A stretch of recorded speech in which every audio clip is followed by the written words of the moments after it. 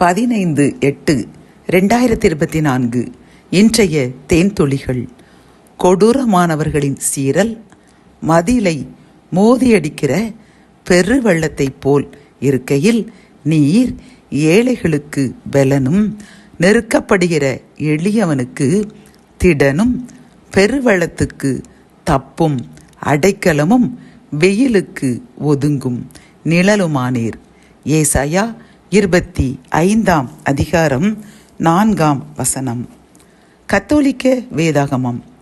ஏழைகளுக்கு நீர் அரணாயிருக்கின்றீர், வறியவனுக்கு அவன் துன்பத்தில் உறைவிடம் நீரே. புயல் காற்றில் புகலிடமாகவும் கடும் வெப்பத்தில் குளிர் நிழலாகவும் திகழ்கின்றீர்.